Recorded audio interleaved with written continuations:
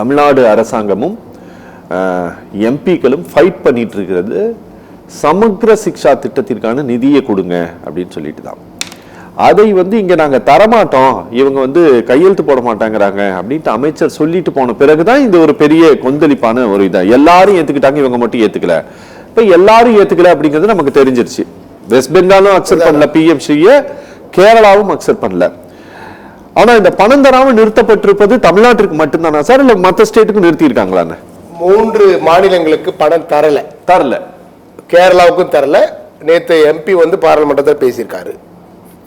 Kerala MP பேசியிருக்காரு. அது பதிவாயிருக்கு, யூடியூப்ல கூட நம்ம பார்க்கலாம். ஜான் பிரிட்டாஸ் தமிழ்நாட்டில் அதாவதுங்க பிஏபி பில் நான் வச்சிருக்கிறேன். பிஎம்ஸ்டிக்கும் சமக்ர சிக்ஷாவுக்கும் சம்பந்தமே கிடையாது. அதாவது பிஏபின்றது ப்ராஜெக்ட் அப்ரூவல் போர்டு. 12/4/2024 மத்திய அரசாங்கமும் தமிழக அரசாங்கமும் போட்ட ஒப்பந்தம். அதுல பிஎம்ஸ்டிக்கும் சமக்ர சிக்ஷாவுக்கும் சம்பந்தமே கிடையாதுன்னு இருக்கு. அதுல இருக்கக்கூடிய 41,000 கோடி இந்தியா முழுக்க காசு ஒதுக்கி இருக்கிறாங்க. தமிழ்நாட்டுக்கு எவ்வளோ 3,500 கோடி தனித்தனியா போட்டு ரெக்கார்டோடு இருக்கு, நம்ம கையில் இருக்கு, டேட்டு நான் சொல்லியிருக்கிறேன். பிஎம்ஸ்டிக்கு கையெழுத்து போட்டாங்க, போடல. சமக்ர சிக்ஷாவுக்கு காசு வரல. இவங்களுடைய ஆப்ஜெக்டிவ் என்னத்துக்கு இவங்க இப்படி புலம்பிட்டு இருக்காங்க? 1968 தேசிய கல்விக் கொள்கை அமல்படுத்துகின்ற போது இந்திரா காந்தி அவர்கள் சட்டம் போட்டார்கள், ஆக்ட் போட்டாங்க. சட்டம் போட்டு ஆர்டிகல் 21 அமெண்ட்மெண்ட் கொண்டு அவங்க தனியா சட்டம் இயற்றி அந்த 1968 தேசிய கல்விக் கொள்கையை அவங்க அமல்படுத்தினாங்க. 1986 ராஜீவ்காந்தி கல்விக் கொள்கை கொண்டு வந்தார். அதன் பிறகு அதுல மேம்படுத்தி 92 கொண்டு வந்தாங்க. 2005 NCF நேஷனல் கரிக்குலம் ஃப்ரேம்வொர்க் கொண்டு வந்தாங்க. இந்த 4 தான் தேசிய கல்வி சம்பந்தமான நமக்கு இருக்கக்கூடிய பாலிசிஸ். நீங்க சட்டம் போடல. பாராளுமன்றத்தில் இன்னைக்கு 543 எம்பி இருக்காங்க. தமிழ்நாட்டில் 40 எம்பி இருக்காங்க, பாண்டிச்சேரி உட்பட 40 எம்பி இருக்கிறாங்க. இன்னைக்கு ஆர்குமெண்ட் பண்ணிட்டு இருக்காங்க, மக்களுக்காக ஆர்குமெண்ட் பண்ணிட்டு இருக்காங்க. சட்டம் ஏன் ஏற்றல? நீங்க சட்டம் ஏற்றது உங்களுக்கு என்ன பிரச்சனை? நீங்க ஜூலை 29, 2020 அன்னைக்கு பாராளுமன்றம் ஒப்புதல் கொடுக்குது, பில் பாஸ் ஆகுது. நீங்க ஏன் ஆக்டா மாத்தல? ஏன் ஆக்டா மாத்தல அப்படின்னு சொன்னா 17 ஆர்டிகளுக்கு இந்திய அரசியலமைப்பு உட்பிரிவு 17 வகையான ஆர்டிகளுக்கு எதிராக இருக்கிறது இந்த பாலிசி. தேசிய கல்விக் கொள்கையானது 17 வகையான, நான் ஒவ்வொரு ஆர்டிகளும் என்னால் படிக்க முடியும். பிஜேபி நண்பர் பேசினார், அவருக்கு நான் நன்றி சொல்கிறேன். ஏன் நன்றி சொல்கிறேன் என்று சொன்னார், நம்ம எல்லாம் உற்சாகப்படுத்தி நம்ம எல்லாம் படிக்க தூண்டுகிறார். எனவே அவருக்கு நான் நன்றி சொல்ல கடமைப்பட்டிருக்கிறேன். நீங்கள் சட்டம் இயற்றாமல் ஒரு 66 பக்கத்தில் நீங்க ஒரு பாலிசி கொடுப்பீங்க, அதை ஒவ்வொரு மாநிலமும் ஏற்றுக்கொள்ள வேண்டும் என்று சொல்வது என்ன வகையான விஷயம்? கேட்டா என்ன சொல்லுவாங்க? இல்லைங்க, அது மாநில பட்டியலில் இருக்கு, பொது பட்டியலில் இருக்கு, பொது பட்டியலில் இருக்கிறதுனால எங்களால் சட்டம் ஏற்ற முடியாதுன்னு சொன்னீங்க. நீட்டுக்கு எப்படி நீங்க சட்டத்தை ஏற்றுனீங்க? எப்படி சுப்ரீம் கோர்ட்டுக்கு அந்த கேஸ் போச்சு? நீங்க தேசிய கல்விக் கொள்கையானது சட்டமாக வந்தால் சுப்ரீம் கோர்ட்ல அது ஸ்டே வாங்கிடுவாங்க. 15 ஆர்டிகல் 15 அந்த ஒரே ஆர்டிகல் வச்சு அது நிக்காது. இடஒதுக்கீடு 15 ஆர்டிகல் 15 திருத்தம் பண்ணி ஆர்டிகல் 19 திருத்தம் பண்ணி இடஒதுக்கீடு கொண்டு வரப்பட்டது. தமிழகத்துக்கு 69% இருக்கு, மற்ற மாநிலங்களுக்கு 50% இருக்கு. இடஒதுக்கீடு பத்தி ஒரு வரி கூட இதுல கிடையாது. கல்வியில் இடஒதுக்கீடு ஆர்டிகல் 15, கல்வியில் இடஒதுக்கீடு கொடுக்காத பாலிசி ஒரு பாலிசியா? ஏன் நீங்க சட்டம் போடல தெரியுதுங்களா? மத்திய அரசாங்கம் தேசிய கல்விக் கொள்கையை சட்டமாக ஏன் மாற்றவில்லை என்று சொன்னால் அது இந்திய அரசியலமைப்புக்கு எதிராக இருக்கு. நான் ஒரே ஒரு ஆர்டிகல் தான் சொன்னேன். 15 ஆர்டிகல் 15க்கு எதிராக இருக்கு. எல்லாருக்கும் வேலை வாய்ப்பு கொடுக்கணும், பிசிக்கு கொடுக்கணும், எஸ்சிக்கு கொடுக்கணும், மைனாரிட்டிக்கு கொடுக்கணும், எல்லாருக்கும் வேலை வாய்ப்பு கொடுக்கணும். இடஒதுக்கீடு கொள்கை என்பது இந்திய அரசியலமைப்பின் ஆன்மா. இந்திய அரசியலமைப்பின் ஆன்மா அதான் வெல்ஃபேர் நம்ம ஸ்டேட்னு சொல்றோம். எக்ஸ்ட்ரீமா போய் தமிழ்நாடு 69% கொடுத்துட்டு இருக்காங்க. இன்னைக்கு எல்லாம் பொருளாதாரத்தில் பின்தங்கியவர்கள் 10% கொடுத்துட்டீங்க. எதுல நீங்க திருத்தம் பண்ணீங்க? ஆர்டிகல் 15ல திருத்தம் பண்ணீங்க. நீங்க சட்டம் கொண்டு வரல, சட்டமும் கொண்டு வர மாட்டீங்க. சட்டம் கொண்டு வராம ஒரு மேனுவலா ஒரு கமிட்டி போட்டு நீங்க ஒரு பாலிசி கொடுப்பீங்க.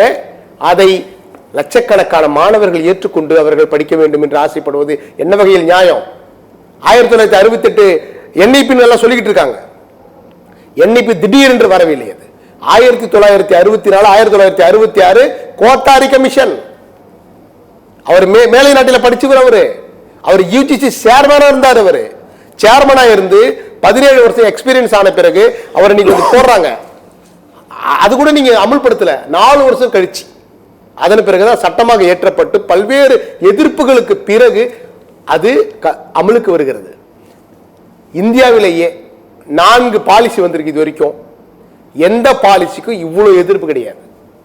இவ்வளவு எதிர்ப்பு ஏன் வருது தெரியுமா? 350A தாய்மொழி கல்வி. இந்திய அரசியலமைப்பில் மொழி பற்றி சொல்லக்கூடிய 2 விஷயங்கள் தான் உண்டு. அலுவல் மொழிகள். மத்திய அரசாங்கத்தில் எது அலுவல் மொழிகளா இருக்க வேண்டும்? முதல்ல 10 வருஷம் இருக்கலாம், 15 வருஷம் இருக்கலாம். இந்தியும் ஆங்கிலமும் இருக்கலாம். இந்தி ஸ்டெபிலிட்டியா கிடையாது. எனவே ஆங்கிலத்தை முதல்ல கொண்டு வாங்க அப்படின்ற ஒரு 350. அடுத்தது தாய்மொழி பத்தி 350A சொல்றாங்க. தாய்மொழி கல்வி மட்டும்தான் அதுல டீடைலா சொல்றாங்க.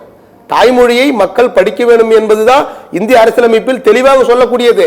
அடுத்தது இந்த அலுவல் மொழிகள். ஏன் அதை நீங்க எடுத்த உடனே நீங்க தேசிய மொழியை ஆக்கல, தேசிய அலுவல் மொழியை ஆக்கல? ஸ்டெபிலிட்டி கிடையாது, லெட்டர் கிடையாது. அதனாலதான் ராஜாராம் மோகன் ராய், தயானந்த சரஸ்வதி தன்னுடைய இயக்கங்களிலே இந்தியில புத்தகம் எழுதுங்க, மொழிபெயர்ப்பு பண்ணுங்க, இந்தியை கொஞ்சம் டெவலப் பண்ணுங்க. அந்த காலகட்டத்தில் 1930-35 காலகட்டத்தில் தமிழ் எங்கேயே இருக்கு. எத்தனையோ விருதுகளை வாங்கி எத்தனையோ இலக்கியங்களை படித்த தமிழ் மொழி அன்றைக்கு தமிழ்நாடுல இன்னைக்கு மக்கள் தொகையில் இருக்கக்கூடிய இன்னைக்கு இந்தியாவில் இன்னைக்கு உலகம் பூரா 16 கோடி பேர் தமிழ் பேசுறான். அப்படி இருந்த இந்தி மொழியை கூட அதுல அங்கீகரித்து ஒரு மரியாதை கொடுத்து இந்திய அரசியலமைப்பிலே இந்தி பத்தி பேசப்பட்டிருக்கிறது, தாய்மொழி பத்தி பேசப்பட்டிருக்கிறது. அப்படியான ஒரு இந்திய அரசியலமைப்பை நீங்கள் மதிக்காமல் அதற்கு புறம்பாக நீங்கள் ஒரு பாலிசியை ஃபார்மட் பண்ணிட்டு எப்படி ஏத்துக்குவாங்க நீங்க? ஆகவே 17 வகையான இந்திய அரசியலமைப்பு கூறுகளுக்கு எதிராக இது இருக்கிறது. பர்டிகுலரா இடஒதுக்கீடுக்கு எதிராக இருக்கு. இடஒதுக்கீடு பத்தி இதுல பேசவே இல்லை. நான் இதுக்கு அகைன்ஸ்ட் இன்னொரு விஷயம் பேசுறேன். ஒன்னு இடஒதுக்கீடு நீங்க பேசணும். ஏன் 1968 இடஒதுக்கீடு பத்தி பேசியிருக்கிறாங்க. 1986 கல்விக் கொள்கை குளோபலைசேஷனுக்காக வந்தது.